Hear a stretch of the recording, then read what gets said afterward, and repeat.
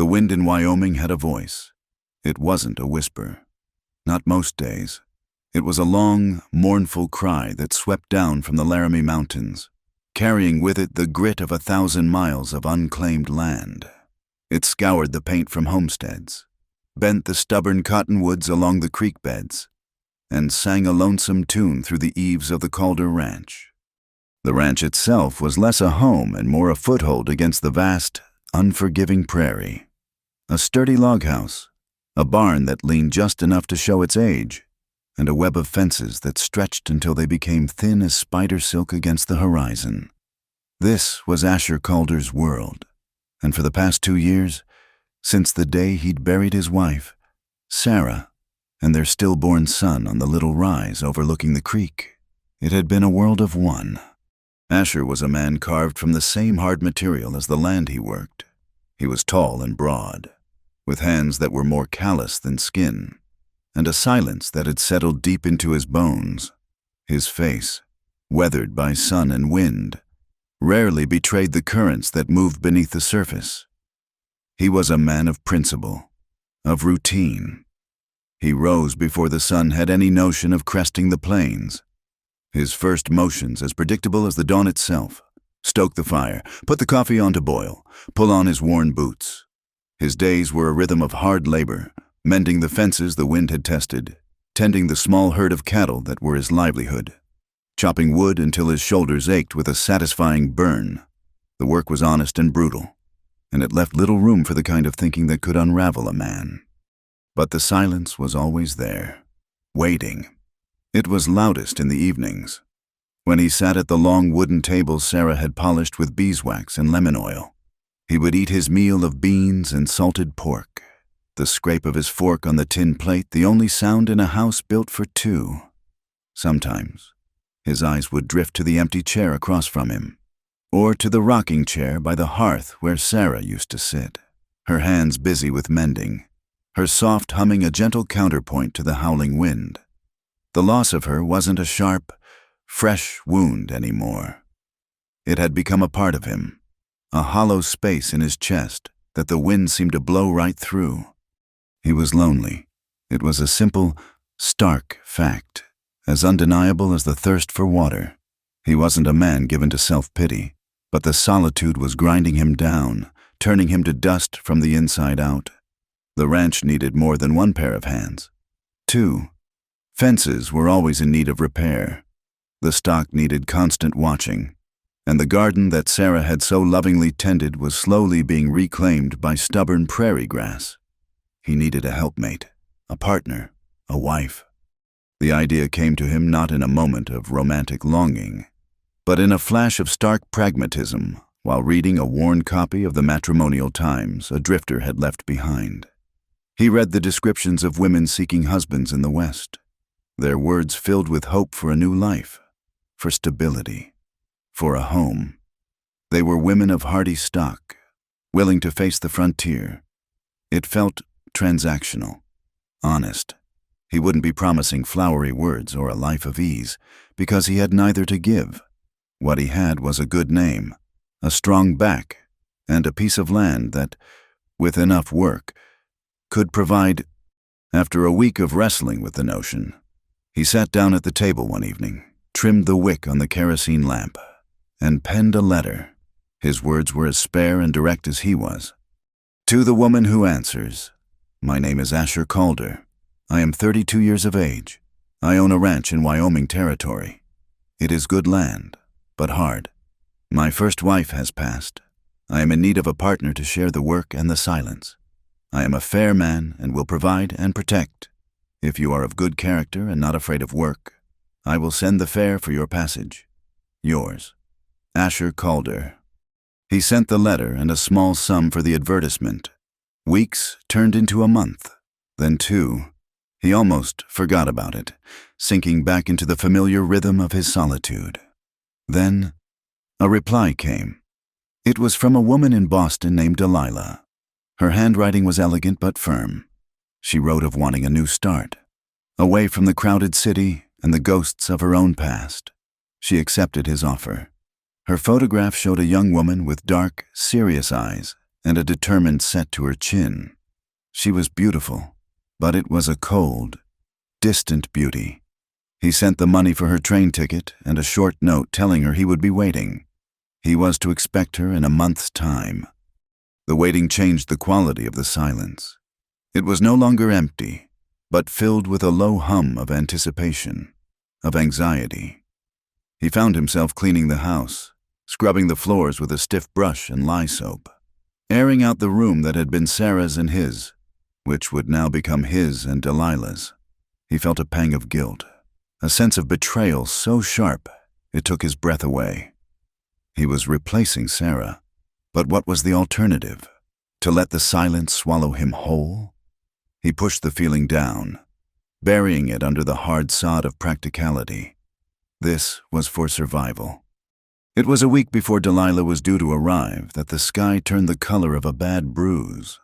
The air grew thick and heavy, the usual ceaseless wind falling into an eerie, watchful stillness. Asher knew the signs. He spent the afternoon securing the barn doors, checking on the livestock, and bringing in extra wood for the stove. By the time the first drops of rain fell, fat and heavy as lead pellets, the world outside was as dark as twilight. The storm broke with a fury that seemed personal. Rain didn't fall, it was thrown against the house in solid sheets. The wind returned, not as a cry, but as a shriek, a physical force that made the log walls of the house groan in protest. Thunder cracked directly overhead, each clap a cannon blast that shook the very foundations of the ranch. Asher was sitting by the fire, listening to the storm's assault, when he heard it, a sound that did not belong to the wind or the rain. It was faint, almost lost in the din, but it was unmistakably a human cry. He froze, straining to hear it again. There it was, a desperate, thin wail. Cursing, he grabbed his oilskin coat and a lantern. To go out in this was madness, but to ignore the cry was impossible. The moment he opened the door, the wind tore it from his grasp, slamming it back against the wall. Rain and wind blasted into the house, extinguishing his lantern instantly. He fought his way out, pulling the door shut against the storm's fury and plunging into the roaring, black chaos. He could see nothing. The rain was a solid, blinding wall. He cupped his hands around his mouth and shouted, "Hello, is anyone there?" His voice was snatched away by the wind. He began to walk, stumbling in the thick mud, his boots sinking to his ankles. He held one hand out in front of him, a useless gesture against the immensity of the storm. He shouted again, and this time he heard a reply, weaker now, closer. He followed the sound, his heart pounding a rhythm that matched the thunder. He found her collapsed near the creek, which was already swelling into a churning, muddy torrent. She was a heap of soaked calico and mud, her face pale as bone in the intermittent flashes of lightning. He knelt, turning her over gently. Her bonnet had been torn away, and a tangle of wet, dark hair was plastered to her face. He brushed it aside, and his breath caught in his throat. Even gaunt and battered, he knew that face. It was older, etched with lines of hardship he didn't recognize, but the wide, frightened eyes were the same. "Eleanor," he breathed, the name feeling foreign on his tongue after so many years.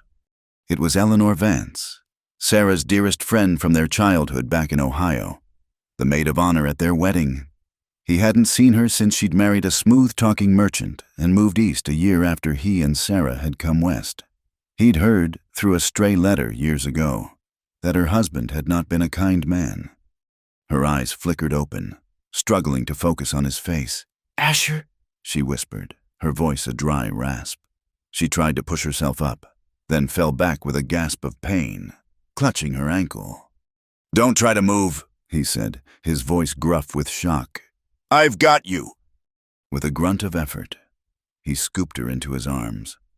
She was lighter than he expected, as frail as a waterlogged bird. He carried her back towards the faint, welcoming glow of the house, his boots sucking at the mud with every step. The wind fought him, trying to tear her from his arms, But he held on, his jaw set.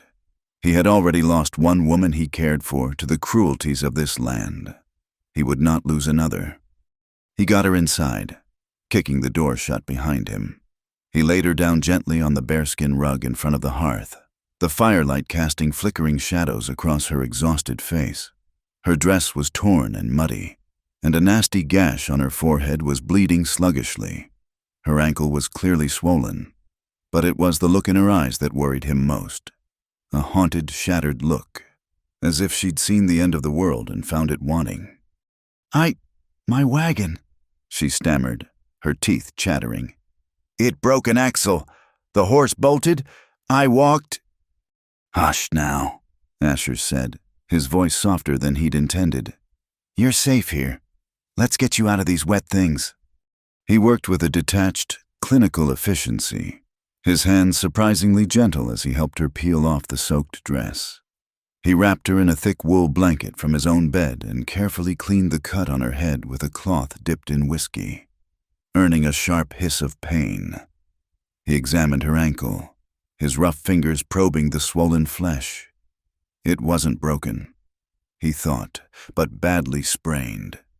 He bound it tightly with strips of clean linen. She watched him the entire time, her eyes wide and dark. When he was done, she pulled the blanket tighter around herself. Thank you, Asher. I don't know what I would have done. Her voice broke. I can sleep in the barn. I won't be any trouble. Just for a few days, until the storm passes and I can... She trailed off, as if the thought of what came next was too much to bear.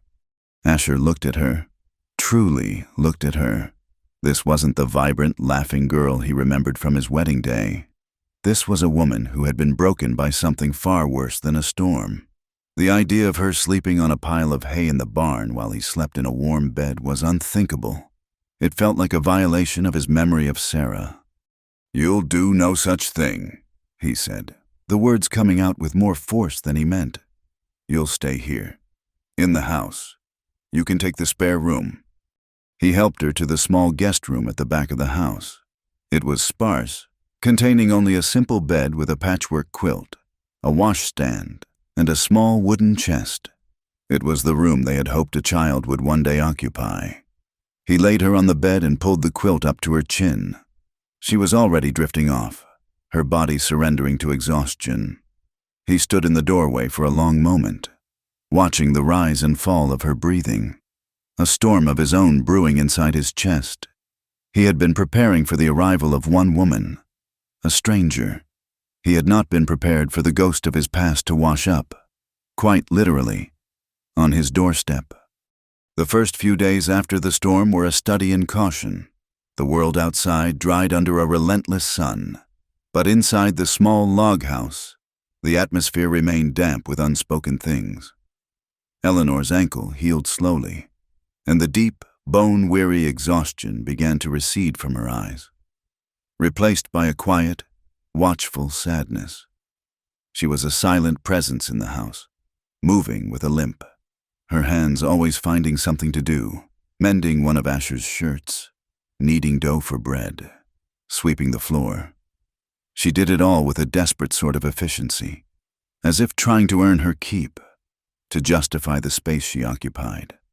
Asher, in turn, retreated even further into his own silence. Her presence in the house was a constant, unnerving reminder of Sarah.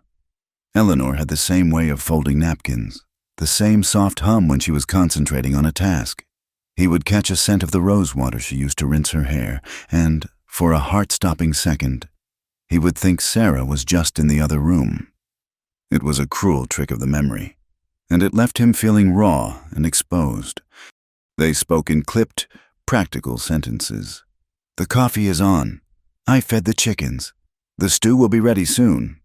They moved around each other with the careful, measured steps of two people who were afraid of bumping into not just each other, but the memories that crowded the space between them. But the eyes said more. Sometimes, he would look up from his plate and find her watching him, a question in her gaze he couldn't decipher. He would see a flicker of gratitude, of fear, and something else, a deep, profound loneliness that mirrored his own. In those moments, he felt a pull, a current of sympathy that had nothing to do with Sarah and everything to do with the broken woman sitting across from him. He would look away quickly. His own gaze shuddered, a familiar guilt closing around his throat. This was Sarah's friend. He was a man who had given his word to another woman, a woman who was even now on a train, traveling across the country towards him. For Eleanor, the ranch was a sanctuary, and Asher was its quiet, formidable guardian. After the brutality of her late husband, a man whose affection had been measured in bruises and whose words had been weapons, Asher's silence was a balm. His presence was solid, predictable, and safe. He never raised his voice, never moved too quickly. He simply existed, a bulwark against the chaotic world that had chewed her up and spit her out. Yet, her own heart was a battlefield.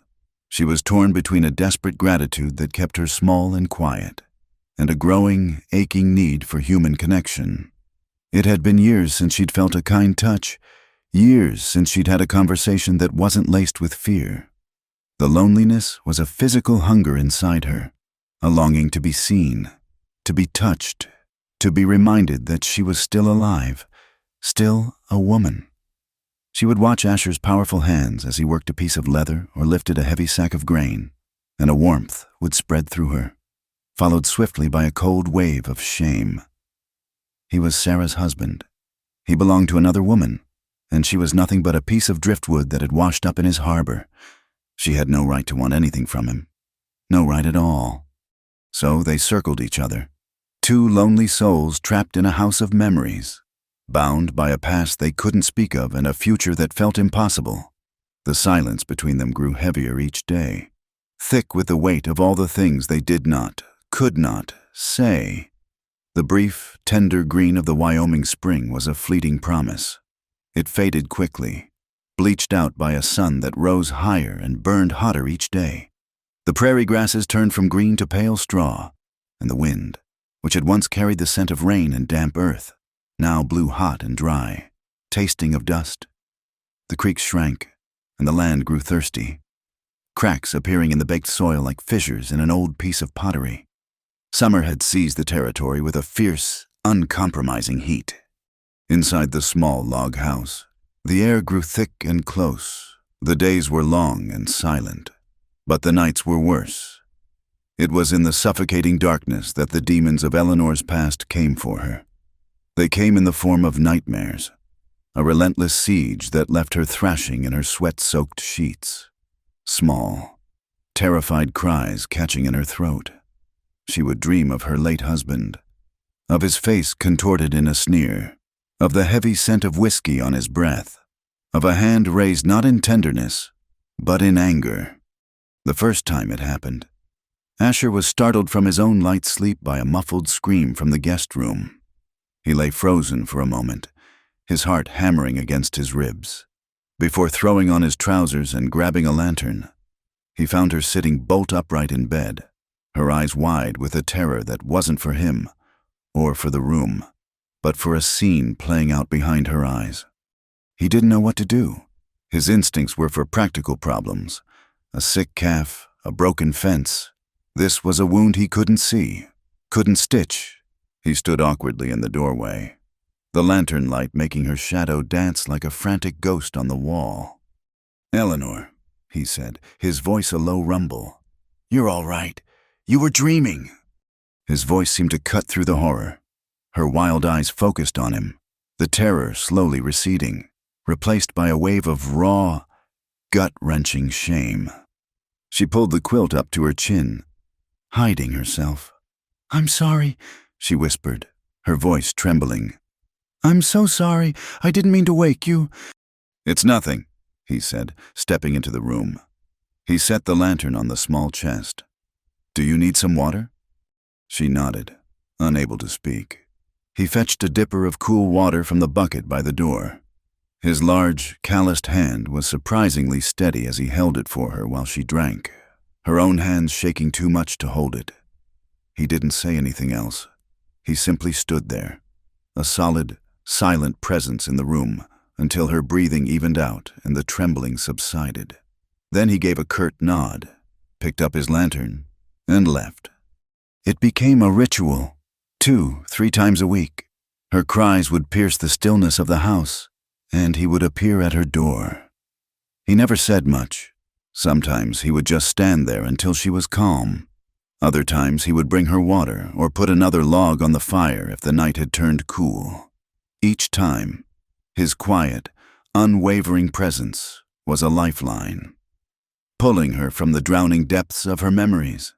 And each time, a fragile thread of trust was spun between them in the dark, a thread that the harsh light of day made them both pretend did not exist. The weeks bled one into the next. Her ankle healed completely. The haunted look in her eyes softened, though it never fully disappeared. A tentative peace settled over the Calder ranch, a domestic rhythm taking root. They worked in tandem, often without speaking, understanding each other through gesture and habit. He would leave a bucket of fresh milk on the porch. She would have a hot meal waiting for him when he came in from the fields. It was the semblance of a life, a fragile bubble in the vast, lonely prairie. One blistering afternoon, as Asher was out mending a fence line miles away, the mail rider made his monthly stop. It was a rare and welcome interruption. Eleanor was sitting on the porch, seeking the sliver of shade offered by the overhang, her hands busy mending one of Asher's work shirts. The needle moved in and out of the coarse fabric with a steady rhythm. The rider, a wiry young man with a sunburnt face, handed her a small bundle of letters tied with twine. "For Mr. Calder," he said, tipping his hat before spurring his horse back toward the dusty trail. She took the letters inside, placing them on the mantel. Most were business. A bill from the general store in Laramie, a flyer for a new brand of barbed wire. But one was different. It was a thin envelope of fine paper, the postmark clearly stamped Boston, Massachusetts. A cold dread, sudden and sharp, settled in her stomach. She knew, with a certainty that defied logic, what it was. Her hands trembled as she picked it up. It was addressed to Asher, but the contents concerned her as much as him. More, perhaps, this was the letter. This was Delilah. She knew she shouldn't. It was his mail. It was a violation of the trust he had shown her, but the fear was a more powerful force. With trembling fingers, she slid a nail under the wax seal and broke it. The letter was short, the handwriting as neat and decisive as the photograph Asher had once, reluctantly, shown her. "Mr. Calder, this is to confirm my final arrangements. My train, the Union Pacific Express, is scheduled to arrive in Cheyenne on the afternoon of Tuesday, the 14th of this month. I trust you will be there to meet me. I look forward to beginning our new life. Sincerely, Delilah Fulton." She read it twice, the words burning themselves into her mind. Tuesday, the 14th. She looked at the calendar hanging by the stove. Today was the 7th. 1 week. She had 1 week before her time in this quiet harbor was over. 1 week until the rightful lady of the house arrived. The feeling that washed over her was not jealousy. Not exactly. It was a profound sense of displacement, of being an imposter. The small comforts she had allowed herself, the warmth of the fire, the taste of fresh bread, the quiet safety of Asher's presence, all felt like stolen goods. She had been living in a borrowed life, and the bill was coming due. She carefully folded the letter, slipped it back into the envelope, and placed it with the others on the mantel, the broken seal facing the wall. When Asher came home that evening, tired and covered in dust, he glanced at the mail but seemed in no hurry to open it. He ate his supper in his usual silence, and if he noticed the renewed tension in her, the way she couldn't quite meet his eyes, he didn't say anything. That night, she did not sleep. The nightmares didn't come, but a cold, clear-eyed despair took their place. She couldn't be here when Delilah arrived. The thought of the three of them, the husband, the new bride, and the ghost of the old life. Sharing a meal at this table was unbearable. It would be an exquisite form of torture for all involved. She had to leave. She waited until she heard the deep, steady rhythm of Asher's breathing from his room down the hall. Then, moving as silently as a shadow, she slipped out of bed. By the pale light of the moon filtering through the window, she began to pack. It didn't take long. Her possessions amounted to little more than a spare dress, a brush, and the clothes on her back. She folded her few things into a small bundle, her movements slow and deliberate. She had arrived with nothing, and she would leave with the same. She left a note on the kitchen table. 2 simple words. Thank you. It was all she could manage. Anything more would require an explanation she didn't have the strength to give. With her bundle in hand, she eased the front door open, the leather hinges groaning softly in protest. She slipped out onto the porch, her bare feet silent on the wood. The night air was thick and hot, alive with the thrumming of crickets. She took one last look at the house, a dark shape against a sea of stars, and her throat tightened. She had been safe here. Where do you think you're going? Asher's voice came out of the darkness, low and calm, but it made her jump as if she'd been shot.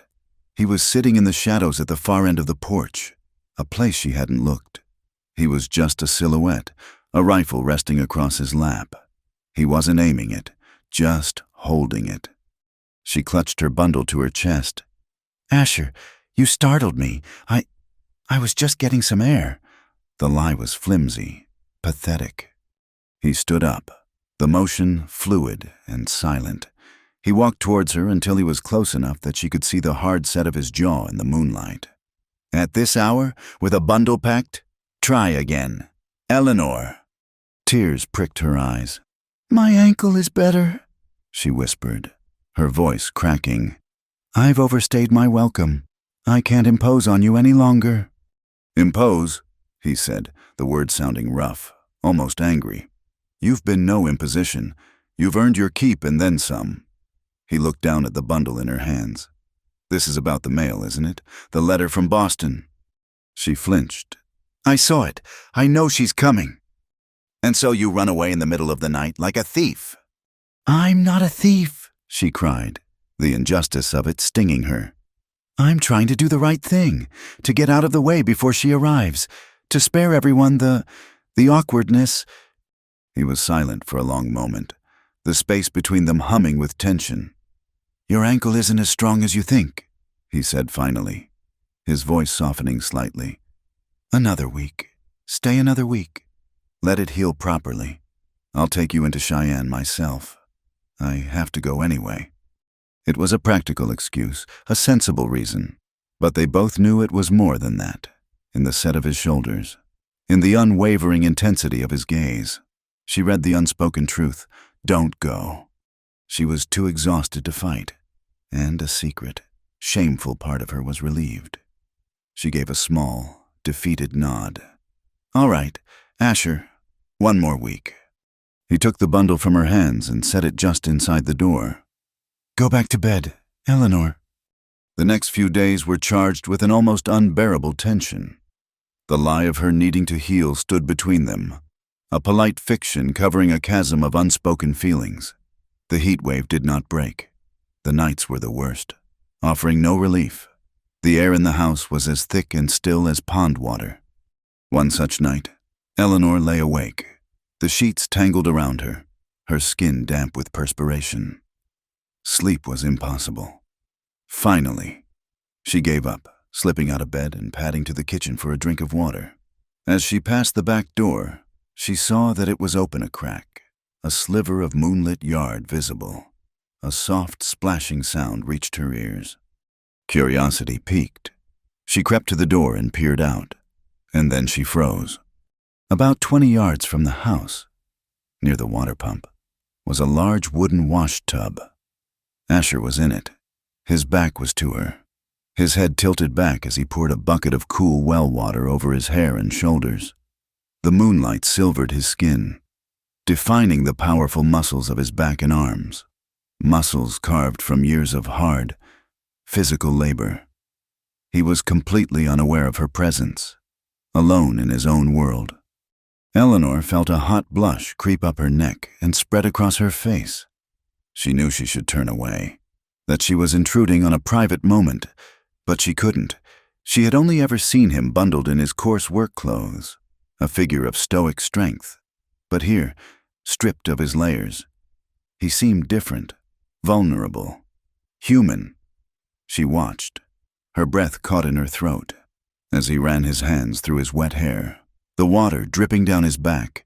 It was the most unguarded she had ever seen him, and the sight was so intensely intimate it made her heart ache. After a long moment that felt like both a second and an eternity, she finally forced herself to pull back from the door, her heart hammering against her ribs. She fled back to her room. The image of him in the moonlight burned into her mind. She couldn't escape him. An hour later, still restless, she gave up on sleep and went to sit on the porch, hoping for a breeze. She had just settled into a rocker when the door opened and Asher stepped out. He was dressed now, but his hair was still damp. He stopped when he saw her. "Can't sleep either?" he asked. She shook her head, unable to meet his eyes. He disappeared back inside and returned with 2 tin cups and a bottle of whiskey.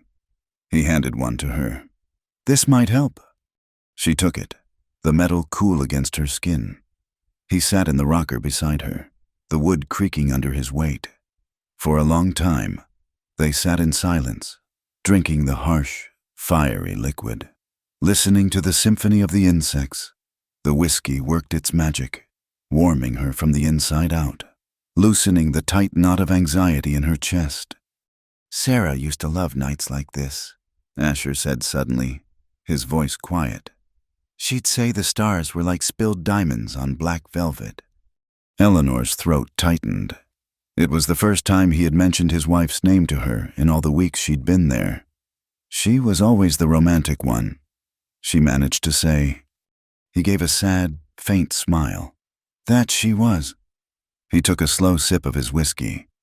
"She wrote to me about you, after you got married. She was worried, said your letters sounded wrong." The dam inside Eleanor that had held back years of pain began to crack. The heat, the whiskey, the intimacy of the dark porch. It was all too much. He was not a good man. "Asher," she whispered, the words tasting like ash. She told him then, the story pouring out of her in a broken, halting torrent. She didn't speak of the physical blows, but of the deeper wounds, the way her husband, Marcus, had chipped away at her spirit. His constant criticism, his jealousy, the way he made her feel small and worthless, like a piece of property he owned. She spoke of the suffocating fear, of walking on eggshells every moment of every day. When he died from a fever, her first feeling had been not grief, but a profound, terrifying relief, followed by a tidal wave of guilt. By the time she finished, silent tears were streaming down her face, tracing clean paths through the dust on her cheeks. She was crying for the girl she had been, for the woman she had never had a chance to become. Asher said nothing. He simply reached out and put his arm around her shaking shoulders. It was not a passionate gesture, but one of profound, simple comfort. He pulled her closer, and she leaned into him, burying her face in the rough fabric of his shirt, and sobbed. He just held her, one hand stroking her hair, his touch a steady, grounding anchor in her sea of grief. When her tears finally subsided, she pulled back, wiping her eyes with the back of her hand, feeling raw and embarrassed. "I'm sorry." "Don't be," he said, his voice thick with an emotion she couldn't name. They sat there, his arms still around her, the air charged with the aftermath of her confession. He was looking at her, his usual guarded expression gone, his eyes full of a deep, aching compassion. The space between them shrank until it was nothing, overwhelmed by gratitude, by loneliness, by the startling realization that this quiet, stoic man saw her, truly saw her. She did something she hadn't planned. She leaned in and pressed her lips to his. It was a clumsy, hesitant kiss, tasting of whiskey and tears. For a split second, He was still, and then his lips softened against hers, a flicker of response, of a shared, unspoken longing. But just as quickly, the spell was broken. Terror, sharp and cold, shot through her. What was she doing? This was Sarah's husband, the promised husband of another woman. She tore herself away from him, scrambling to her feet. I shouldn't have, she stammered, shame and fear making her voice shake. I'm so sorry. Asher, forgive me. Before he could say a word, she turned and fled back into the house, leaving him alone on the porch with the hot night, the empty cups, and the ghost of a kiss hanging in the air between them. Asher didn't move for a long time. He raised his fingers to his lips, where the phantom warmth of her touch still lingered. He felt as though he'd been struck by lightning. For 2 years, he had been numb, walking through his life like a man asleep. That single fleeting touch had woken him up. He spent the rest of the night wide awake, staring at the log beams of his ceiling. His mind was a battlefield. Every protective, honorable instinct he possessed was at war with a desire so powerful it shook him to his core. He had given his word to Delilah Fulton. A contract was a contract. A promise was a promise. He was a man of principle. And Eleanor, she was Sarah's friend. To touch her felt like the deepest kind of betrayal, a desecration of his wife's memory. And yet, the feel of her in his arms, the taste of her lips, the raw vulnerability in her eyes, it had touched that hollow, windy place inside him. For the first time in 2 years, he had not felt alone. He was a man caught in a trap of his own making. Honor and duty pulled him one way. His own awakening heart pulled him another. As the first pale light of dawn crept into the room, he knew only one thing for certain. A storm was coming. A storm far more dangerous than the one that had brought Eleanor to his door. And he was standing right in its path. The wagon arrived on a Tuesday, exactly as the letter had promised. It appeared first as a distant speck on the horizon, slowly resolving itself out of the shimmering heat haze. Eleanor saw it from the kitchen window, and her heart, which had been a frantic, trapped bird in her chest for a week, seemed to stop beating altogether. She dried her damp hands on her apron, her knuckles white. Asher had been watching for it all morning from the porch, his posture unnaturally stiff, his face an unreadable mask of hard-hewn stone. He had barely spoken a word to Eleanor since the night of the kiss, the air between them thick with a silence that was no longer comfortable, but brittle and charged. Now, he straightened his shoulders, put on his hat, and walked out to meet the wagon, his stride long and deliberate, like a man marching to his own execution. Eleanor stayed at the window, a guilty spectator to the beginning of a life she had disrupted. The wagon pulled to a stop in a cloud of fine, yellow dust. The driver, a weary-looking man, climbed down and opened the passenger door. The woman who emerged was not what Eleanor had expected. The photograph had not done her justice. Delilah Fulton was beautiful, but it was the beauty of a porcelain doll, flawless and cool to the touch. She was dressed in a traveling suit of dark gray wool, a material utterly unsuited for the Wyoming heat. Yet she showed no sign of discomfort. A small, fashionable hat was pinned to her perfectly coiffed dark hair, and she moved with a self-possessed grace that seemed entirely out of place in the dusty ranch yard. She looked at the log house, the leaning barn, and the vast, sun-bleached expanse of the prairie, and her expression was not one of wonder or fear, but of cool, detached assessment. She was a city creature, an exotic bird of dark plumage set down in a world of hawks and sparrows. Asher reached her, removing his hat. "Miss Fulton," he said, his voice sounding rusty. "I'm Asher Calder. Welcome." Mr. Calder," she replied, her voice crisp and clear. With the clipped accent of the East, she extended a gloved hand, and Asher, after a moment's hesitation, took it briefly. The journey was illuminating. There was no warmth in her greeting, only a profound, unshakable poise. She was all straight lines and sharp angles, a stark contrast to Eleanor's own softer, worn silhouette. Eleanor felt a wave of inadequacy so powerful it threatened to buckle her knees. She was a stray, a faded calico dress against Delilah's fine wool. She was the past, and this woman, this stranger, was the future. That evening's supper was the longest hour of Eleanor's life. The three of them sat at the long wooden table, the space between them a yawning chasm. Asher had butchered a chicken in Delilah's honor, and Eleanor had cooked it with herbs from her small, struggling garden, along with potatoes and beans. The food sat largely untouched on their plates. The only sounds were the scrape of a fork against a plate, the buzz of a fly near the window, and the relentless, lonely cry of the wind outside.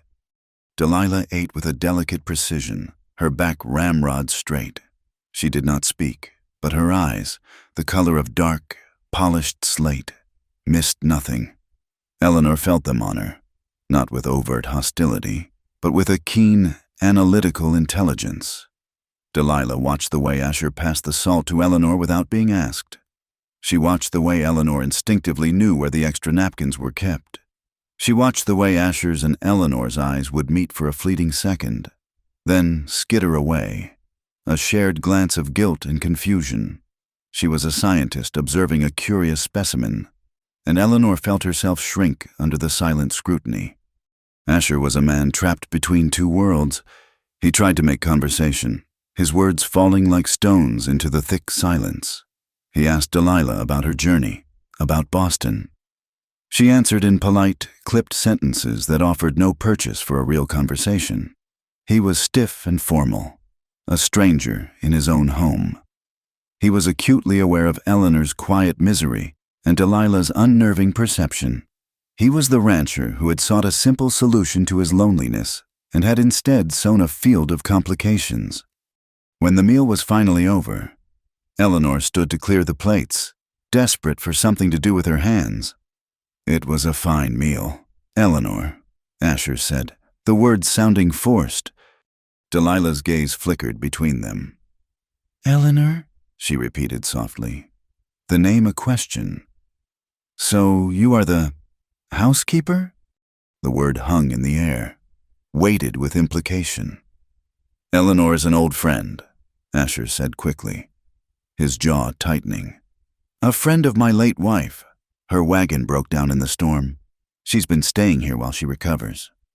"I see," Delilah said, and the simple phrase conveyed a universe of meaning. It said, "I see the threadbare excuse. I see the lie you are both telling yourselves." Eleanor felt the blood drain from her face. She wanted to run, to pack her meager belongings and walk out into the night, to be anywhere but under the weight of this woman's gaze. "I should be leaving in the morning," she mumbled, not looking at anyone. "I'm quite recovered now." "Nonsense," Asher said, his voice too loud in the quiet room. "You'll stay until we can get you to Cheyenne safely." Delilah said nothing more. She simply watched them, a small, knowing smile playing on her lips. Eleanor knew, in that moment, that this sharp, intelligent woman saw everything. She saw the kiss that had never been spoken of. She saw the shared nights of comforting nightmares. She saw the fragile, unspoken thing that had grown between them in the heat and the silence. And she was not, Eleanor suspected, a woman who would suffer a rival presence gladly. The next 2 days passed in a state of suspended animation. The three of them moved through the chores of the ranch in a tense, polite pantomime of domesticity. Delilah proved to be surprisingly resilient. She did not complain about the heat, the dust, or the primitive conditions. She unpacked her trunk, which was filled with books and more starched, impeccable dresses, and began to impose a quiet order on her corner of the house. She was not afraid of work, but she approached it with a brisk, business-like detachment that was entirely different from Eleanor's nurturing touch. Eleanor, meanwhile, felt like a ghost, haunting the edges of the life that was no longer hers. She continued her chores out of habit, but her movements were listless. She felt Delilah's presence as a constant, low-grade pressure, a reminder of her own superfluity. The confrontation came on the third day. It was late afternoon, the heat so oppressive that the air itself seemed to shimmer. Asher was out checking on the cattle at the far pasture. Eleanor was sitting on the porch, shelling peas into a large wooden bowl, the rhythmic thump, thump of the peas hitting the wood a small, comforting sound. Delilah came out of the house and sat in the other rocker. She was silent for a long time, watching Eleanor's hands. Then, without any preamble, she spoke, her voice calm and even. "Have you slept with him?" The question was so direct, so shockingly blunt, that Eleanor dropped the pea pod she was holding. It fell to the porch floor with a soft thud. She stared at Delilah, her mouth agape, her heart pounding a frantic rhythm against her ribs. She felt a hot, mortifying blush spread from her neck to her hairline. What?" she stammered.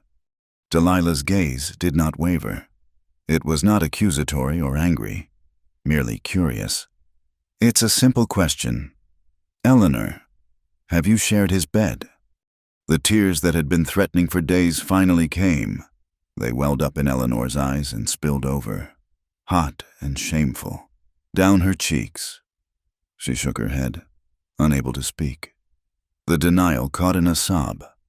Delilah watched her cry for a moment, her expression unreadable. Then she sighed, a small, weary sound. "I don't blame you," she said, and the words were so unexpected that Eleanor's sobs faltered. "He is a good man, strong, decent, and this place is terribly lonely. I imagine you have been lonely for a very long time." She leaned forward slightly. "But I need to know. A marriage is a partnership, a business arrangement. I have come a long way to uphold my end of the bargain. I need to know the terms of the terrain. I am not asking as a jealous woman. I am asking as a prospective partner." Eleanor finally found her voice, though it was thick with tears. "No," she whispered. "No, there was a kiss. Just one. It was a mistake." Delilah leaned back in her chair, absorbing this information. She nodded slowly. "A kiss," she repeated thoughtfully. "A kiss is not nothing. It is a promise of something more." She looked out at the endless prairie. "Thank you for your honesty. It is a rare commodity." Before Eleanor could process this strange, unsettling conversation, the sky began to change.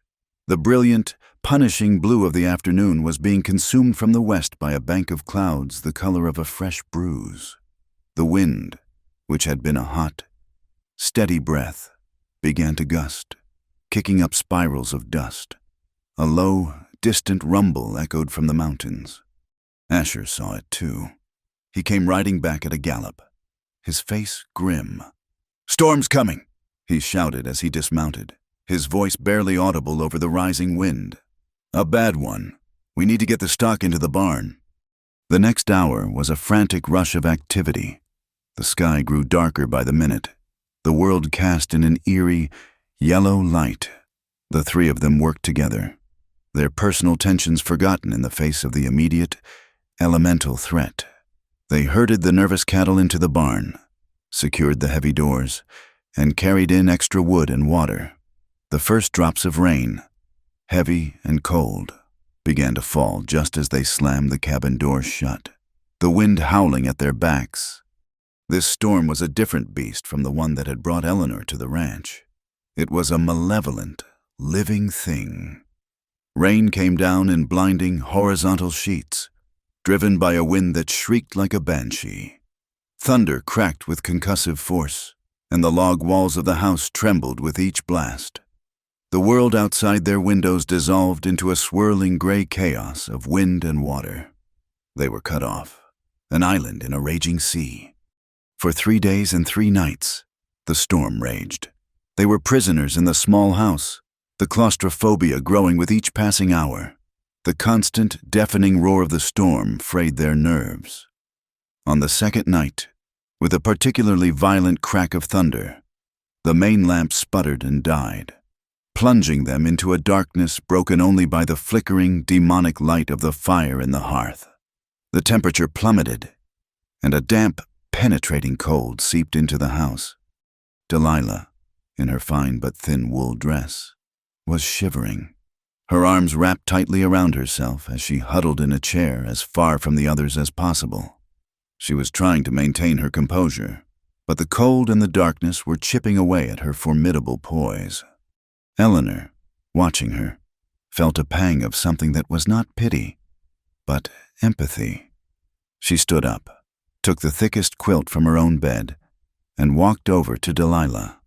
Without a word, she draped it over the other woman's shoulders. Delilah looked up, her eyes wide and startled in the firelight. "Thank you," she whispered, her voice barely audible. Asher, who had been staring into the flames, a silent, brooding sentinel, got up and returned with a bottle of whiskey and 3 tin cups. "It'll warm the bones," he said gruffly, pouring a generous measure into each. They drank, and the fire and the whiskey began to work their slow, insidious magic. The darkness, the isolation, the shared danger, it all combined to act as a solvent, dissolving the barriers they had so carefully constructed around themselves. The silence, once a weapon, became a shared space. It was Asher who spoke first, his voice a low murmur against the backdrop of the storm. He spoke of Sarah, not in the hushed, reverent tones of a grieving widower, but with the raw honesty of a man confessing a long-held guilt. He spoke of his own stubborn pride, of how he had pushed her to have a child when he knew the risks, of the terrible, crushing silence in the house after she was gone. His confession seemed to open a floodgate. Eleanor, her voice trembling, spoke again of her husband, but this time she did not spare the details. She spoke of the fear, yes, but also of the shame, of the way she had slowly begun to believe his cruel words, to believe she was worthless, that she deserved the pain. She spoke of her own lost identity, of feeling like a ghost in her own life long before she became a widow. Then it was Delilah's turn. Her story, when it came, was a quiet, bitter revelation. She was not a hopeful mail-order bride seeking a new start. She was a refugee. She spoke of Boston, of a wealthy, suffocating family that saw her as a commodity to be married off for social gain. She spoke of a fiancé, a man of impeccable breeding and cold ambition, and of her discovery of his cruel betrayals. She had broken the engagement, a scandal that had brought shame upon her family. They had given her an ultimatum: marry the man their society deemed appropriate, or be cast out. "So I cast myself out," she said, her voice laced with a cold fury. "I answered your letter, Mr. Calder, not as a romantic gesture, but as an act of escape. I chose the unknown devil of the Wyoming prairie over the devil I knew in a Boston drawing room. I chose work and hardship over a gilded cage." The fire crackled, the wind howled. In the small, flickering space around the hearth, 3 broken people sat with their shared, shattered histories. They were no longer a rancher, a widow, and a mail-order bride. They were a man consumed by guilt, a woman terrified of her own shadow, and a woman who had traded one prison for another. The raw, painful truth of their lives lay bare between them. Eleanor looked at Delilah, at the proud, beautiful woman who had seemed so unbreakable, and saw for the first time the deep cracks in her armor. She saw a fellow survivor. Asher looked at them both, at these 2 women who had been battered by life in ways he could barely comprehend, and the weight of his own loneliness felt, for the first time, like a shared burden. The air was thick with unspoken empathy, with a strange, startling sense of connection born from their collective pain. The boundaries between them had blurred, their individual sorrows merging into a single, palpable ache. Then, Delilah did something that shattered the last vestiges of the world they had known. She set down her cup, her movements slow and deliberate in the firelight. She turned to Eleanor, whose face was still wet with tears. She reached out and gently, with the tips of her fingers, wiped a tear from Eleanor's cheek. Eleanor froze, her breath catching in her throat. Delilah leaned in, her slate-gray eyes searching Eleanor's, and then she closed the small space between them and pressed her lips to Eleanor's. It was not a passionate kiss. It was soft, searching, and deeply, achingly sad. It was a kiss of recognition, a desperate acknowledgement of their shared pain, of their shared womanhood in a world that had tried to break them both. It was a gesture so unexpected, so far beyond the realm of any known rules, that it seemed to stop time itself. After a moment that stretched into an eternity, Delilah pulled back. She did not look at Eleanor. Instead, she turned her head and looked directly at Asher, her gaze steady, challenging, and filled with 1,000 unspoken questions. Asher stared back, his face a mask of shock, of confusion, of a dawning, terrifying understanding. No one spoke. The wind howled its mournful song. The fire cast their 3 shadows, long and distorted, dancing on the log walls. A line had been crossed, a boundary erased. The truth, in all its complicated, messy, and terrifying beauty, needed no words. The storm broke with the dawn. After 3 days of raging, the silence it left behind was as profound and unsettling as the noise had been. A newly washed world was revealed, the air scrubbed clean and smelling of wet earth and sage. Sunlight, pale and hesitant at first, speared through the gaps in the cabin's shutters, cutting golden shafts through the dusty, fire-lit gloom. For Eleanor, the light was an accusation. She awoke on her pallet of blankets near the hearth, not with a slow, gentle return to consciousness, but with a jolt, as if waking from a fall. The events of the previous night rushed back in a torrent of shame so hot and total it felt like a physical fever. The confessions, the whiskey, the raw, aching vulnerability, and Delilah's lips, soft and searching against her own. Panic, cold and sharp, seized her. She sat bolt upright, clutching the rough wool blanket to her chest. Across the room, Delilah was still asleep in her chair, the quilt draped over her beautiful face serene and untroubled. Asher was a long, still form on his own pallet near the door.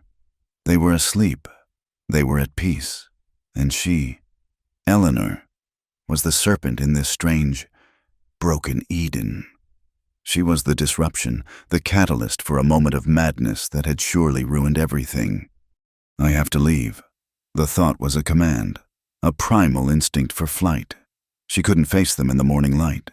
She couldn't look into Asher's conflicted eyes or Delilah's knowing gaze and pretend that a line hadn't been irrevocably crossed. She had taken their grief, their pain, and twisted it into something strange and shameful. Moving with the stealth of a hunted animal, she slipped from her blankets. The floorboards were cold against her bare feet. She gathered her few belongings, her spare dress, her brush, and wrapped them in her shawl. Her hands trembled so violently she could barely tie the knot. She looked at the cabin, this small fortress that had been her sanctuary, and saw only a cage of her own making. She had to get out before the others woke, before she had to face the quiet recriminations, the awkwardness, the pity. She scribbled another note, this one more desperate than the last. I am sorry for everything. She left it on the hearth, weighted down by a stone. She wouldn't even take food or water. She would just walk. She would walk until this place was a memory, until the shame had been burned out of her by the sun and the wind. Her hand was on the heavy iron latch of the door when a voice, quiet and calm, stopped her cold. "And where will you go this time? Eleanor?" She turned. Delilah was awake, sitting up in her chair. The quilt had fallen to her lap. In the pale morning light, her slate-gray eyes were clear and unnervingly perceptive. There was no anger in them, no disgust. There was only a weary, patient intelligence. "I have to go," Eleanor whispered, her voice a ragged, broken thing. "Delilah, I am so sorry. What happened last night? I've destroyed everything. Your new life, his honor, it's all my fault."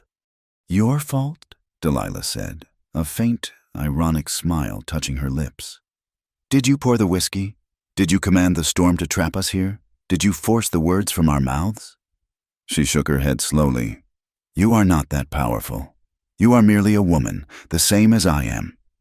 "But Eleanor gestured helplessly, tears beginning to blur her vision. "I don't belong here. I am in the way." Delilah stood, her movements fluid and graceful even after a night spent in a chair. She walked towards Eleanor, stopping a few feet away. "Do you think I am angry with you?" she asked. Eleanor could only nod, a fresh wave of tears spilling down her cheeks. "You should be. I kissed your intended." "No," Delilah corrected softly. "I kissed you? Let us at least be accurate in our accounting of sins." She took another step closer, her gaze unwavering. "And I am not angry. You must understand something about me, Eleanor. I did not come here for love. I came here for a life. I came here to escape a world that would have suffocated me. I saw Asher Calder as a business partner, a means to an end, a decent, honorable man who would give me a home and ask for little in return." She paused, her eyes searching Eleanor's face. "But last night, I saw something else. I saw him with you. I saw the way he looks at you when he thinks no one is watching. I saw the gentleness in his hands when he calmed your nightmares. I saw a man capable of a deep, quiet, and profound tenderness, a man who protects what he cares for."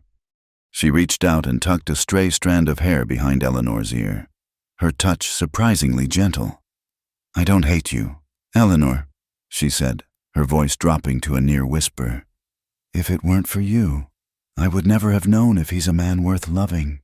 You showed me the man behind the contract. You showed me his heart." Eleanor stared at her, dumbfounded. Of all the reactions she had braced herself for, rage, contempt, cold dismissal, this complex, pragmatic, and strangely generous acceptance was the one thing she could never have imagined. The sound of movement from the corner of the room made them both turn. Asher was awake.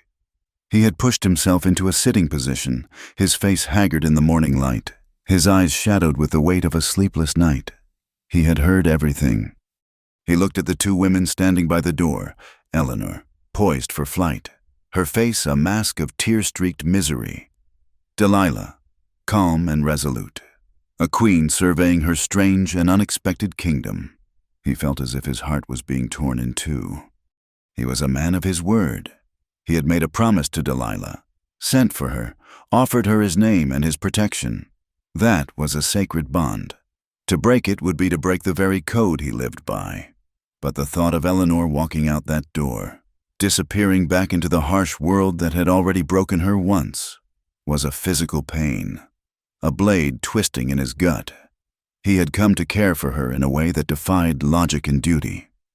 Her quiet presence had filled the echoing silence of his home, and the thought of it returning was unbearable.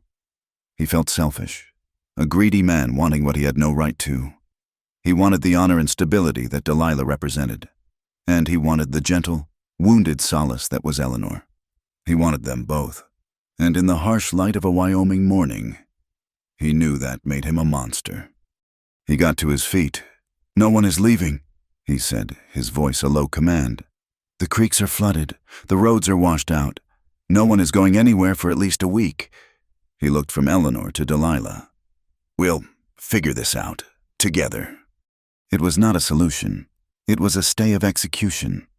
The week that followed was a slow, awkward dance of discovery. The storm had washed away the world they knew and the rules that governed it. Now, in its wake, they had to invent a new one. They fell into a routine born of necessity. The storm had left a trail of destruction that demanded their attention. And in the shared, back-breaking labor, they found a temporary truce. They learned about each other in small, surprising ways. Eleanor, who Asher had only known as a gentle, domestic presence, proved to have a deep, practical knowledge of animal husbandry, a skill learned on her father's farm back in Ohio. She moved among the cattle with a quiet confidence, her touch calming the nervous animals. She took over the milking, her hands strong and sure. Delilah, the city woman of books and fine wool, was a revelation. One morning, Asher found her outside with one of his hammers and a bag of nails, methodically repairing a section of fence the wind had torn down. Her swings were clumsy at first, but she was relentless, her jaw set in a line of pure determination. She refused his offers of help, her pride a tangible thing. "I will earn my keep, Mr. Calder," she said, not looking at him. "This is my home now. I will help to build it." She learned to split wood, to tend a fire, to patch a leaking roof. Her hands, once soft and gloved, grew calloused and capable. Asher worked between them, a silent, brooding axis around which these two strange planets now revolved. He watched them, a constant, low-grade astonishment humming within him. He saw Eleanor teaching Delilah how to knead bread, their hands dusty with flour, their heads bent close together in shared concentration. He saw Delilah reading aloud from one of her books in the evening, her crisp, educated voice filling the cabin while Eleanor sat mending, her needle pausing as she listened to a particularly fine turn of phrase. They were learning to exist together. It was not a friendship, not yet. It was a fragile, unspoken alliance, a partnership forged in the crucible of the storm. They were three solitary people learning the complex grammar of we. After 10 days, the roads were finally passable. They were low on flour, salt, and coffee. A trip to Laramie was necessary. The prospect of it filled all three of them with a quiet dread. In the isolation of the ranch, they had created their own world with its own rules. To go into town was to return to the world of others, a world that could not understand.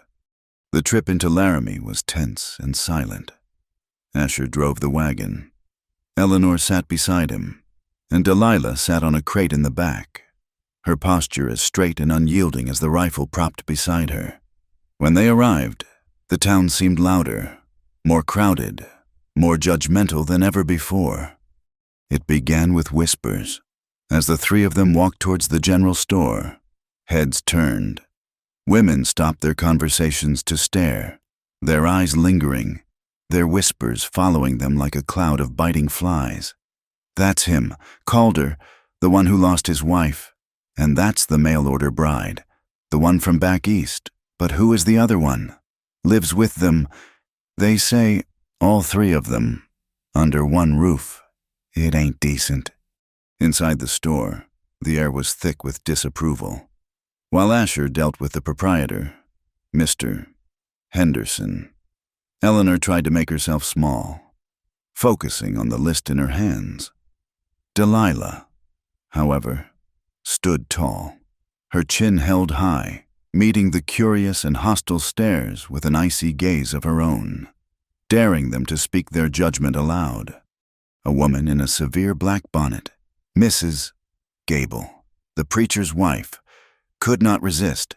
"Miss Fulton," she said, her voice dripping with false sweetness, "we are all so surprised to see you have arrived safely, and with a chaperone, no less. How very modern of you." Delilah turned to face her, her eyes as cold and hard as river stones. "In Boston, Mrs. Gable," she said, her voice cutting through the silence of the store. "We consider it charitable to offer shelter to those in need. I see the customs of the West are somewhat more primitive." Mrs. Gable flushed a blotchy red, speechless, a victory of sorts, but a costly one. The lines had been drawn. The next Sunday, Eleanor, in a desperate search for the comfort and normalcy she had once known, decided to attend church. She went alone. The moment she stepped inside, a hush fell over the congregation. The few smiles she received were strained and thin. The seat beside her remained empty, a small island of isolation in the crowded room. The preacher, Reverend Gable, seemed to direct his sermon on the sins of the flesh, on the sanctity of marriage and the depravity of strange arrangements, directly at her. Every word was a stone cast in her direction. She left before the final hymn, her face burning with shame, the house of God feeling as cold and unwelcoming as a tomb. The final, brutal confrontation came 2 weeks later. Asher was in the saloon, waiting for the blacksmith to finish shoeing his horse. He was nursing a beer, keeping to himself, when a man named Jedediah Croft, a belligerent ranch hand known for his cruel tongue and heavy drinking, staggered over to his table. Well, if it ain't the King of Wyoming," Croft sneered, his breath sour with cheap whiskey. "Got yourself a regular little kingdom out there. Calder, a pretty one for the day, and a plain one for the night? Or do you just take 'em both at once?" Something inside Asher snapped. The weeks of tension, of guilt, of watching the women he cared for suffer the town's silent persecution. It all erupted in a single, blinding flash of rage. He didn't say a word. He stood up, and his fist connected with Croft's jaw with a sickening crack. The saloon erupted. Croft was bigger than Asher and fueled by drunken fury. They crashed over tables, their fists flailing. It was not a clean fight. It was a desperate, ugly brawl. Croft pulled a knife, its blade glinting in the lantern light. He lunged, and Asher twisted away, the blade slicing through his sleeve and cutting a deep gash in his arm. Asher retaliated, grabbing a whiskey bottle and bringing it down on Croft's head. The man staggered back, stunned, before 2 other ranchers, seeing the fight had turned deadly, stepped in and pulled them apart. Asher stumbled out of the saloon, his arm bleeding freely, his knuckles raw, his body aching. But the physical pain was nothing compared to the cold dread in his heart. The whispers had now become a blood feud. He arrived back at the ranch just after dusk, his bloody and disheveled state telling the story before he could. The women met him on the porch, their faces pale with alarm. They led him inside without a word, their earlier tensions and divisions completely gone, replaced by a unified, fierce concern. Eleanor, her hand steady despite the fear in her eyes, washed the gash on his arm with whiskey and stitched it closed with a deftness that spoke of hard-won experience. Delilah, her usual icy composure melted away, tore strips of clean linen for a bandage and pressed a cup of hot, sweet coffee into his hands. They moved around him, a silent, efficient team, their shared purpose a powerful, unspoken bond. Later, after his wounds were dressed and the silence had settled back into the room, they sat before the hearth. The fire danced, casting their 3 shadows on the wall behind them, making them seem larger than life, intertwined. The world outside, the world of Laramie and its judgment, felt 1,000,000 miles away. Inside this small log cabin was the only world that mattered. Asher looked at Eleanor, her face etched with worry for him. He looked at Delilah, her pride now transformed into a quiet, protective strength. These 2 women, so different, had both been hurt because of him, because of the strange, impossible situation he had created. And yet, they had not run. They had not turned on each other. They had stood their ground. They had stood with him. He felt a surge of emotion so powerful it almost choked him. Gratitude, love, a fierce, primal protectiveness for them both. The world could call him a sinner, a freak, an outcast, but in this room, with these 2 women, he felt whole. He reached out, his bandaged arm aching, and took Eleanor's hand. It was trembling slightly, but it curled around his. Then he looked at Delilah and extended his other hand. She watched him for a long moment, her dark eyes searching his. Then she placed her hand in his. His was rough and calloused. Hers was smooth but strong. Eleanor's was soft but resilient. Their 3 hands were joined in the firelight. "If the world won't give us a place," Asher said, his voice low and raspy, his gaze moving between their faces, "then we'll build one for ourselves, right here." Eleanor's tears began to fall again, but this time they were not tears of shame or fear. Delilah did not cry, but a single, brilliant tear welled in the corner of her eye and hung there, a tiny, captured star. They didn't say anything else. They didn't need to. In the clasp of their hands, in the flickering light of the fire, they made their vow. The world could rage outside their door, but in here, they would be a family. They would be a home. The vow made in the firelight was not a magic spell. It did not silence the whispers in Laramie, nor did it erase the hard stares that followed them, but it changed the air inside the cabin. The brittle tension was replaced by a shared, quiet resolve. They had drawn a circle around themselves, a boundary against the world, and within that circle, they began the slow, difficult work of building a home. Their first true test as a unit came with the Autumn Fair, an annual tradition that drew families from 100 miles in every direction. To go was to make a statement. To stay away would be an admission of shame, a retreat into the shadows. It was Delilah, ever the pragmatist, who insisted they go. "We cannot live our lives as prisoners on this ranch," she argued one evening, her voice firm. "We have done nothing to be ashamed of. If we hide, we give the gossips power. We must face them, together, on our own terms." Asher and Eleanor were hesitant, the wounds from their last trip to town still tender, but they saw the unshakable logic in her words. And so, on a crisp October morning, they hitched the wagon and set out. They presented a carefully composed tableau. Asher, tall and grimly determined, handled the reins. Beside him sat Delilah, her back straight, wearing a simple but elegant dark blue dress, a bonnet tied neatly beneath her chin. She was the picture of the respectable bride. On Asher's other side sat Eleanor, holding a large wicker basket filled with the apple pies she had spent the previous day baking. Her dress was a simple calico, her hair tied back in a plain bun. She was the image of domesticity and warmth. They were a deliberate, calculated portrait of a family, and they knew every eye at the fair would be upon them. The moment they arrived, the whispers started, a low hum that followed them as they walked through the crowds.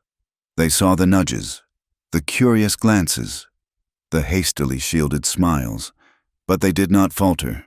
They kept their heads high, a silent, unified front. Asher entered his best bull in the livestock competition. Delilah, with her sharp mind for numbers, surveyed the merchants' prices with a critical eye. Eleanor set up a small spot on a blanket to sell her pies, their sweet cinnamon scent drawing a few customers who were either too hungry or too kind to care about the gossip. The moment of truth came, as it so often does, from the mouth of a child. A little girl with bright, curious eyes, no older than 5, was staring at them, her finger in her mouth. She tugged on her mother's skirt. "Mama," she asked, her voice carrying with the innocent clarity of childhood, "which one is that man's wife?" A sudden, sharp silence fell over the people nearby. The child's mother flushed crimson and tried to shush her, but the question hung in the air, blunt and unavoidable. Eleanor froze, her heart seizing in her chest. She felt Delilah stiffen beside her. Asher knelt, bringing himself down to the little girl's level. He looked her directly in the eye, and a faint, gentle smile touched his lips. A smile so rare and unexpected it took Eleanor's breath away. "Well now," he said, his voice soft and steady, loud enough for all the listening adults to hear. "That's a very good question." He gestured with his head, first towards Delilah, then towards Eleanor. "They are both the people I love." It was an answer so simple, so honest, and so utterly defiant of every social convention that it left the crowd speechless. It was not an excuse or an explanation. It was a statement of fact, as solid and unyielding as the mountains on the horizon. The child, satisfied with this simple truth, smiled and ran off. The adults were left to grapple with the implications. Most of the older folks just shook their heads, their face set in grim lines of disapproval. The younger people whispered amongst themselves, their curiosity now mixed with a grudging sort of awe. But then, something unexpected happened. An elderly couple, their faces a roadmap of wrinkles from a long life lived under the Wyoming sun, approached them. The man leaned heavily on a cane, his wife's hand tucked firmly in his arm. They stopped in front of the trio. The woman's eyes, pale blue and kind, moved between Asher, Eleanor, and Delilah. "We heard what you said to the little one," she said, her voice thin but clear as a bell. Her husband nodded, his gaze steady and free of judgment. "Don't you pay no mind to the whispers," he said, his voice a gravelly rumble. "This life is too short and too hard to live it by anyone else's rules." The woman smiled, a warm, genuine expression that crinkled the corners of her eyes. "You children live by your hearts. It's the only compass that points true north."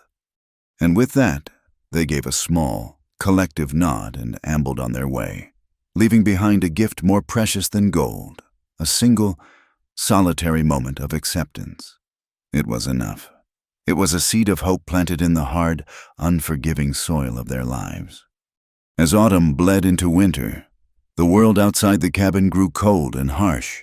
The wind carried the first hints of snow, and the vast prairie landscape was painted in stark shades of brown and gray. But inside the log walls, a surprising warmth began to grow, a warmth that had little to do with the fire roaring in the hearth. The laughter came first. It started as a small, tentative thing, a shared smile over a clumsy accident, a quiet chuckle at one of Delilah's dry, witty observations. But soon, it grew into something real and unrestrained, the sound of genuine happiness echoing in a house that had been silent for too long. They found a new rhythm, a life structured not by convention, but by their own unique talents and desires. Asher, as always, was the anchor. His days dictated by the needs of the land and the animals. He was the solid foundation upon which their strange household was built. Eleanor, who had always found solace in nurturing living things, started a small herb garden in a sheltered spot against the house. She tended it with a loving care, and soon the cabin was filled with a sense of rosemary, thyme, and mint. She learned the properties of each plant, brewing teas for coughs, making salves for burns, her quiet, healing touch a comfort to them all. Delilah, restless and possessing a mind too sharp to be content with only domestic chores, found a new and unexpected calling. She had noticed that the children of the few neighboring ranches were growing up wild, with no access to schooling. Drawing on her formal Boston education, she offered to teach them twice a week.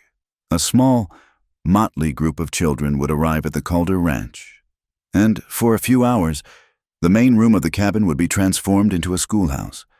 Delilah was a strict but patient teacher, and under her guidance, the children began to unlock the mysteries of the alphabet and the magic of the written word. It gave her a purpose, a status in the community that was entirely her own, separate from her role as Asher Calder's mail-order bride.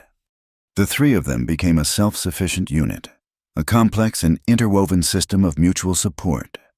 Asher provided the security, Eleanor the comfort, and Delilah the intellectual spark.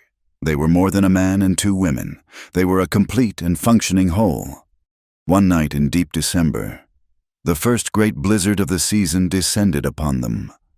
Snow fell in a thick, silent curtain, burying the world in a deep and profound white. The wind howled, rattling the shutters and piling drifts against the doors. Inside, they were safe and warm, the fire crackling, the smell of Eleanor's beef stew filling the air. But the storm brought with it a different kind of danger. Eleanor, who had been fighting a cough for days, took a turn for the worse. By morning, she was shivering uncontrollably, her skin hot to the touch, her breathing shallow and ragged. A fever had taken hold, and it was burning through her with a terrifying intensity. Panic, cold and sharp, gripped the household. They were snowed in, cut off completely. The doctor in Laramie was an impossible dream away. They were on their own. It was Delilah who took charge.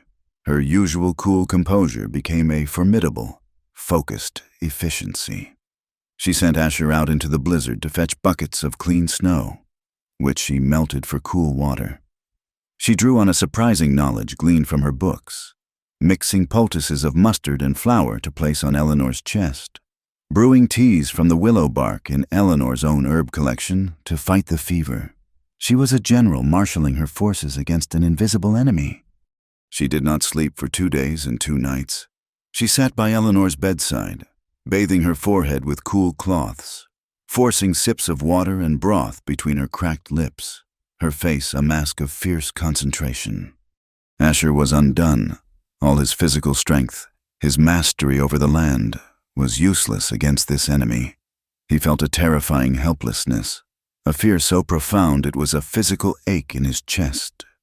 He paced the cabin like a caged wolf, his heart constricting with every ragged breath Eleanor took.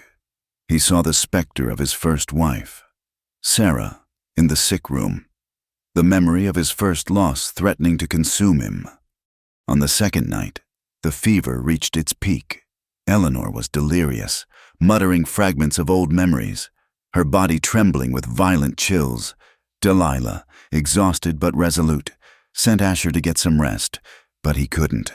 He crept back to the doorway of the small room, watching the woman he loved fight for her life. Delilah was changing the cloth on Eleanor's forehead, her movements gentle, her voice a low, soothing murmur. Asher watched, his heart a raw, open wound. This woman, this stranger he had contracted for, was fighting to save the woman he loved with a ferocity that humbled him. Later, when Delilah finally slumped in her chair, momentarily overcome by sheer exhaustion, Asher slipped into the room and knelt by the bed. He took Eleanor's limp, hot hand in his own. Her face was pale and slick with sweat in the lantern light, her breathing a faint, terrifying whisper. He thought she was sleeping, or perhaps so lost in the fever she wouldn't hear him.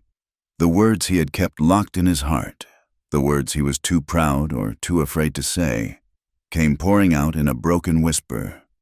"Eleanor," he breathed, leaning close, his own tears falling onto their joined hands. "Don't you leave me, please. I can't lose you again."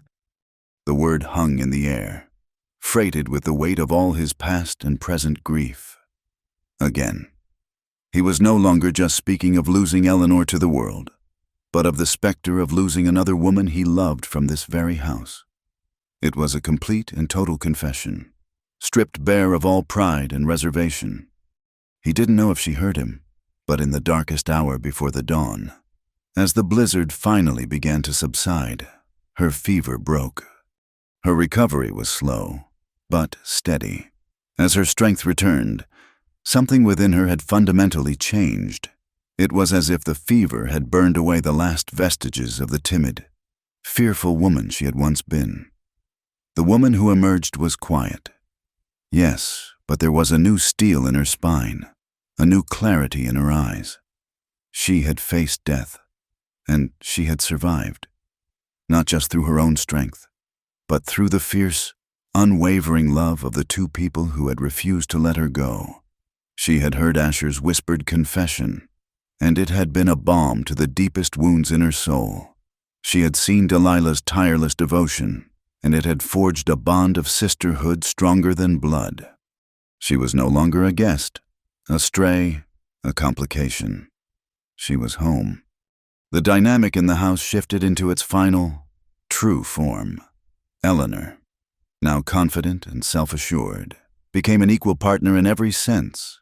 Her laughter was frequent and full, and she was no longer afraid to voice her own opinions, to challenge Asher when he was being stubborn, or to tease Delilah until she broke into a rare, beautiful smile.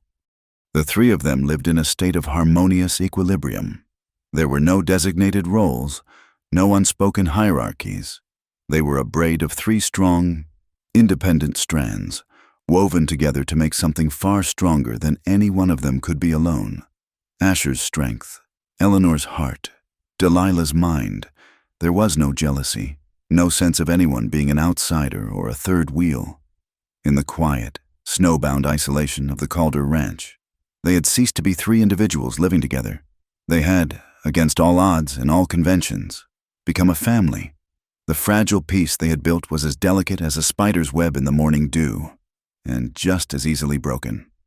The winter snows melted, feeding the creeks and turning the prairie a vibrant, hopeful green. But with the thaw came the return of society, and with society came its judgment. The catalyst was not a drunken brawler this time, but a man of God, or at least a man who claimed to speak for him, Reverend Gable.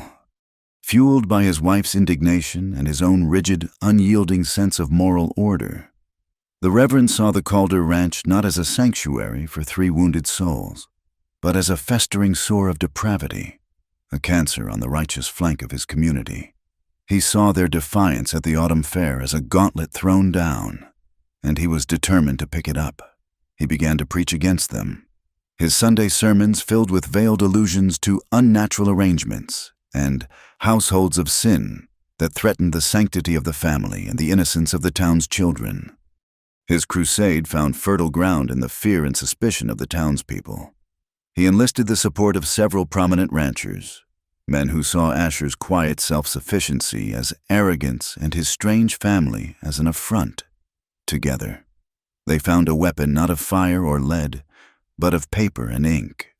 A local stockman named Phineas Cole, a man with several children and a deep-seated piety that bordered on fanaticism, agreed to be the face of the complaint. The deputy sheriff arrived on a bright May morning. The beauty of the day, a cruel irony. He delivered the legal summons with a look of profound discomfort, refusing to meet Asher's eyes. The document was a petition to the Territorial Circuit Court. It accused Asher Calder of maintaining a lewd and immoral household, an establishment that, by its very existence, posed a moral nuisance and an unwholesome influence upon the children of the community. Citing an obscure land use clause intended to shut down brothels and gambling dens, the petition demanded that the court revoke Asher's claim to his homestead. They were trying to take his land. They were trying to erase him. The paper trembled in Asher's hand. It was in declaration of war. That night, the cabin was silent, but it was a heavy, suffocating silence, thick with fear. Eleanor's face was pale, the old, haunted look returning to her eyes. She felt the weight of the blame settle on her shoulders. She was the interloper, the cause of it all. Delilah, however, was incandescent with a cold, clear rage. "This is not about morality," she said, her voice like the flick of a steel blade. "This is about control, about fear of anything that does not fit into their small, narrow boxes. They are not trying to save their children from us. They are trying to save themselves from the idea that there is more than one way to live a life." "What do we do?" Eleanor whispered, looking to Asher. Asher folded the document, his movements slow and deliberate. His face was grim, but the fear in his eyes had been replaced by something harder, a resolve. "We fight," he said simply. "They want my land? They will have to take it from my grave." The preliminary hearing was held in Laramie's small, stuffy courthouse.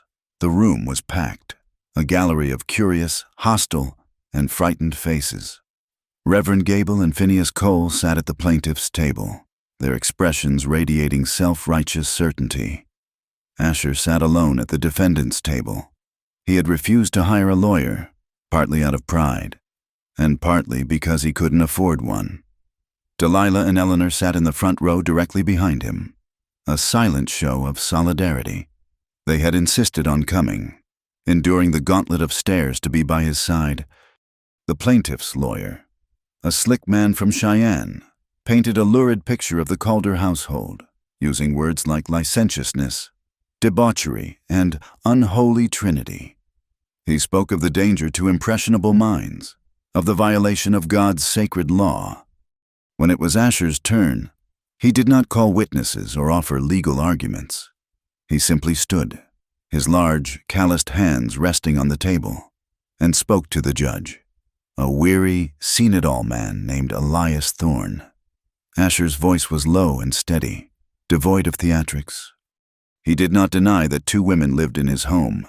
He told the court exactly how each of them had arrived, One, a dear friend of his late wife, shipwrecked by a storm and a cruel marriage. The other, a woman of courage who had traveled 1,000 miles to escape a life she could not abide. He spoke of the storm that had trapped them, the sickness that had nearly claimed one of them, the bond that had been forged in shared hardship and mutual care. "They say my home is immoral," Asher said, his gaze fixed on Judge Thorne. "I ask you, Your Honor, what is immoral? Is it immoral to offer shelter to the lost? Is it immoral to offer comfort to the grieving? Is it immoral to offer a hand to those who have fallen? My home is not a place of sin. It is a place of healing. We are not a threat to anyone's children. We are a family, forged not by law or by ceremony, but by loyalty and by love. If that is a crime in this territory, then I stand before you a guilty man." He sat down. The silence in the courtroom was absolute. Judge Thorne peered over his spectacles, his gaze lingering on the plaintiffs. "Mr. Cole," he said, his voice dry as dust, "you claim that Mr. Calder's household is a moral nuisance.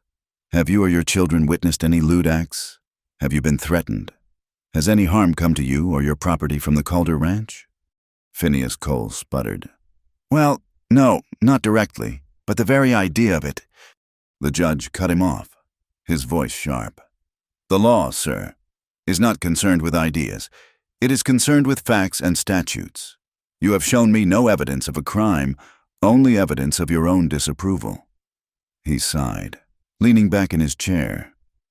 "There is no law in the books of this territory that dictates the composition of a man's household, so long as it is peaceable. There is no statute that can legislate the shape of a family." He picked up his gavel. "This petition is without legal merit. Case dismissed." It was a victory, but a hollow one. They had won the battle in the courtroom, but the war for public opinion was just beginning. The story of the lawsuit, of the strange rancher and his 2 wives, was too sensational to remain a local affair. It was picked up by the Cheyenne Daily Leader, and from there, it spread like wildfire. Within a month, journalists began to arrive. They came on horseback and by buggy, drawn by the scent of a scandal. They treated the ranch like a public spectacle, a roadside curiosity. They tried to question the neighbors, to bribe the mail rider for information, to sneak onto the property for a better look. The trio closed ranks, presenting a united, impenetrable front. Asher met the reporters at his property line with a shotgun cradled in his arms and a single, unyielding statement: "Private property." Eleanor stayed inside, the renewed attention threatening to shatter her hard-won confidence. Delilah, however, met their intrusions with a withering scorn, her sharp, educated tongue more effective than any firearm at sending the more craven reporters scurrying. But one journalist was different. His name was Samuel Rourke, a thoughtful, quiet man from the Denver Post. He didn't try to sneak onto the land. He simply waited by the gate, day after day, hoping for a chance to speak. One afternoon, Asher, weary of the siege, finally confronted him. "What do you want that hasn't already been written?" Asher demanded. "The truth," Rourke replied simply. "Your truth, not the gossip, not the speculation, just your story in your own words." That night, the 3 of them discussed it. It was Delilah, again, who saw the path forward. "They will write about us whether we speak or not," she argued. "Their silence will be filled with the lies of others. We must claim our own story. Asher, you must write it down." For a man who spoke few words, the idea of writing them for the world to see was a special kind of hell, but he knew she was right. For the next 2 nights, he sat at the kitchen table by the light of a single kerosene lamp, a pen in his hand, a stack of paper before him. He wrote and crossed out, started and stopped, the unfamiliar work more taxing than a day of splitting logs. Eleanor and Delilah sat with him in silence, offering a quiet, steadying presence, sometimes suggesting a word or a phrase when he was stuck. Finally, it was done. It was not a legal defense or a philosophical treatise. It was a letter A simple, direct, and brutally honest account of their lives. He told of Sarah's death and the crushing loneliness that followed. He told of his practical decision to seek a mail-order bride. He told of finding Eleanor, broken and lost in a storm. He told of Delilah's arrival, of her courage and her private grief. He wrote of the storm that had stripped them bare, and the home they had built from the wreckage of their 3 lives. He did not ask for pity or for approval. He concluded with a simple, powerful statement. I am told that my family is not natural, but I ask you, what is more natural than to care for those you love? What is more natural than to build a shelter against the storm? We have not broken any of God's laws. We have only broken the rules of men who believe their way is the only way. We do not ask for the world's praise. We ask only for the right to be left in peace, to live and to love in the home we have built together. This is our truth. Let it stand against the lies. He gave the letter to Samuel Rourke. The Denver Post published it on the front page. The effect was immediate and seismic.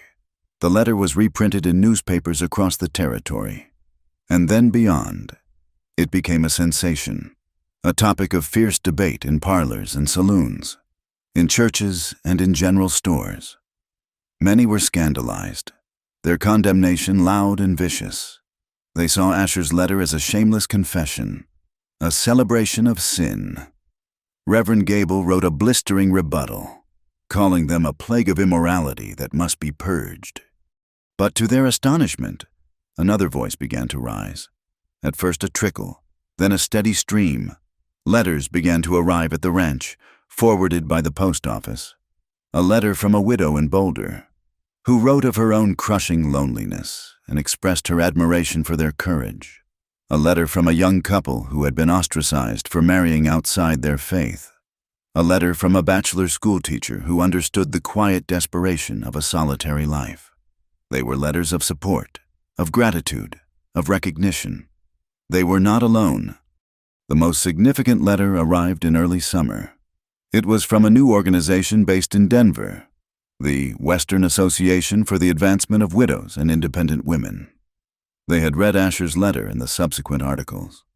They were deeply moved by the story, not as a scandal, but as an example of women finding unconventional paths to security and happiness in a world that offered them few options. They formally invited Delilah Fulton and Eleanor Vance to be guest speakers at their first annual conference in Denver. Eleanor was terrified by the prospect. Delilah was electrified. "This is our chance," she said, her eyes shining with a purpose Eleanor had never seen before. A chance to speak for ourselves, to tell our story not as a defense, but as a testament. It took a week of gentle persuasion from both Delilah and Asher, but Eleanor finally agreed. The journey to Denver was a world away from the silent, tense trip to Laramie. They were no longer pariahs, they were delegates.